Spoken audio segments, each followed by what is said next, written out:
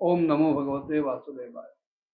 शुकमहामुनी आता राजाला नरकांची नावं आणि त्यांचं वर्णन करून सांगतायत. ते म्हणाले, काही काही माणसं नरकांची संख्या 21 असल्याचं सांगतात. आता त्यांचं नाव, त्यांचं रूप, त्यांचं लक्षण याप्रमाणे म्हणाले मी क्रमशः त्या नरकांचं वर्णन करतो. पहिल्यांदा नावं बघूया. तामिश्र, अंधतामिश्र, रौरव, महारौरव, कुंभीपाक, कालसूत्र, असिपत्र वन, सुकरमुख, अंधकूप, कृमिभोजन, संदंश, तप्तसूर्मी, वज्रकंटक शाल्मली, वैतरणी, पुयोद, प्राणरोध, विषसन, लालाभक्ष, सारमेयादन, अविची आणि अयःपान असे म्हणाले 21 नरक आहेत. पण याही व्यतिरिक्त क्षारकर्दम, रक्षोगण भोजन, शूलप्रोत, दंदशूक, अवट निरोधन, पर्यावर्तन आणि सूचिमुख असे 7 आणखीन वेगळे नरक आहेत.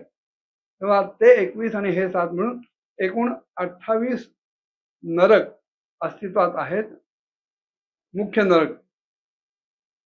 आणि हे 28 नरक म्हणजे वेगवेगळ्या यातनांना भोगण्यासाठीची स्थानं आहेत. या नरकात जेव्हा जीव जातो तेव्हा जरी त्यानं इथला पांचभौतिक देह सोडलेला असला तरी सुद्धा त्या नरकात गेल्यानंतर तिथल्या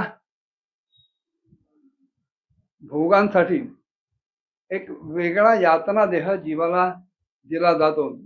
जसं आजकाल आपण काही गोष्टी जलावरोधक आहेत म्हणतो, काही उष्णतारोधक आहेत म्हणतो, तसे किंवा waterproof, sound proof, fire proof असे जसं आपण वर्गीकरण करतो, तसे हे यातना देह कुठल्याही यातना जरी त्याला दिल्या तरी ते यातना देह बिघडत नाहीत. पण त्या यातना देहातून जीवाला मात्र त्या यातनांची जाणीव निश्चितपणे होते. ते म्हणाले की जी माणसं दुसऱ्याचा पैसा, दुसऱ्याचं धन, संतती किंवा स्त्रिया यांचं हरण करतात, त्यांना अत्यंत भयानक अशा कालपाशामध्ये हे यमदूत बांधतात आणि जोरानं तामिश्र नावाच्या नरकामध्ये ढकलून देतात. त्या अंधकारमय अशा नरकामध्ये त्याला अन्नपाणी काही मिळत नाही. उलट पाठीवर फटके बसतात दणक्याचे आणि नाना प्रकारचं भय त्या नरकामध्ये त्याला दाखवलं जातं आणि अनेक प्रकारच्या उपायांनी त्याला पीडित केलं जातं. आणि ह्यामुळं अत्यंत दुःखी होऊन तो जीव वारंवार आणि अचानक सुद्धा मूर्छित होत राहतो. याच प्रकारे जी माणसं कोण्या दुसऱ्यांना धोका देऊन, विश्वासघात करून त्याच्या स्त्रीचा, पत्नीचा उपभोग घेतात, त्यांना अंधतामिश्र नरकामध्ये ढकललं जातं आणि तिथल्या यातनांमध्ये पडल्यानंतर मुळातनं कापलेला जो वृक्ष असतो त्याप्रमाणे मुळं कापल्यानंतर वृक्षाला ज्या वेदना होतात तशा वेदना या जीवांना होतात आणि त्या वेदनांमुळे तो आपली शुद्ध हरपून बसतो आणि काहीही सुचत नाही त्याला. अशा ह्या नरकाला अंधतामिश्र असं म्हणतात. पुढे म्हणाले, जी माणसं इथे भूलोकावर हे शरीर म्हणजेच मी आहे आणि हे घर, धन, स्त्री, पुत्र हे सगळं माझं आहे, अशा प्रकारे अहंता आणि ममता यांच्या मुळं बुद्धी ग्रासून इतर प्राण्यांबरोबर द्रोह करतात, त्यांना धोका देतात आणि नित्य आपल्या कुटुंबाचंच पालन पोषण करण्यासाठी रत असतात. त्यांना आपलं हे शरीर सोडल्यानंतर पापाच्या मुळं रौरव नावाच्या नरकामध्ये ढकलून दिलं जातं. रौरवामध्ये रुरु शब्द आहे. रुरु म्हणजे एक अत्यंत महाभयंकर असा जीव की जो सर्पापेक्षाही क्रूर आहे आणि तो सतत त्या जीवांना, रौरवातल्या नरकातल्या जीवांना चावत असतो, डसत असतो. ह्या लोकांमध्ये आल्यानंतर भूलोकात असताना या जीवानं ज्या ज्या लोकांना ज्या प्रकारे त्रास दिलाय, कष्ट दिलेले आहेत, तसेच कष्ट, तशाच यातना ह्या परलोकात नरकामध्ये आल्यानंतर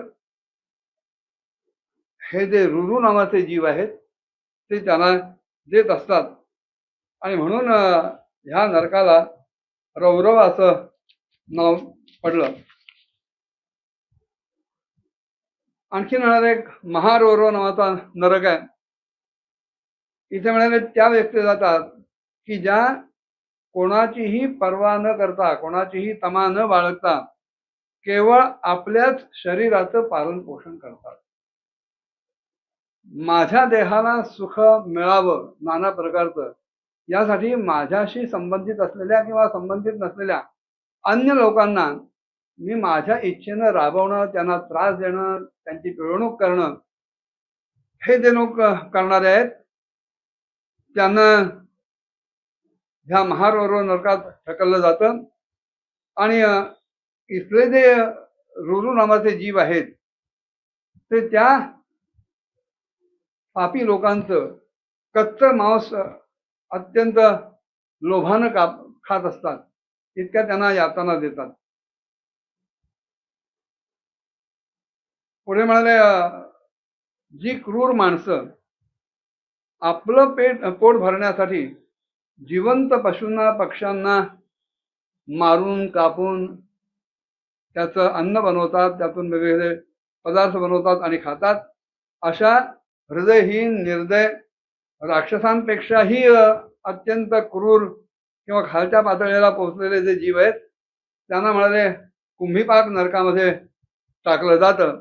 आणि तिथे अत्यंत उकळट असं जे तेल कढईत ठेवलेलं असतं, त्या कढईमध्ये, त्या उकळत्या तेलामध्ये भजी, वडे, पुरी जसे तळावेत तसं ह्या जीवांना तळलं जातं, यातना दिल्या जातात.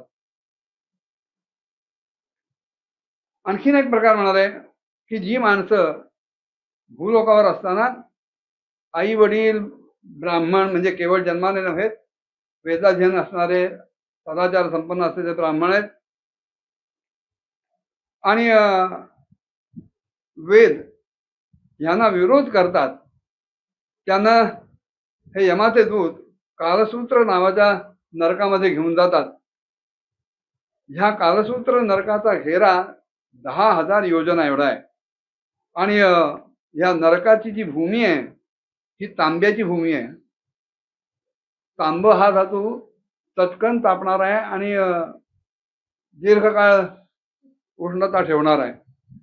तेव्हा इथे ह्या तांब्याच्या मैदानामध्ये जे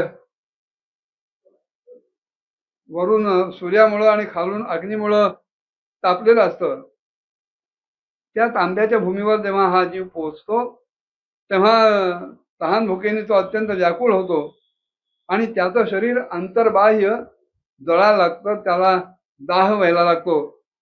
तो त्या दाहामुळं अत्यंत अस्वस्थ होतो, बेचैन होतो आणि ती अस्वस्थता इतकी वाढते की तो कधी उठून बसतो, कधी आडवा होतो, कधी उभा राहतो, कधी चालायला लागतो.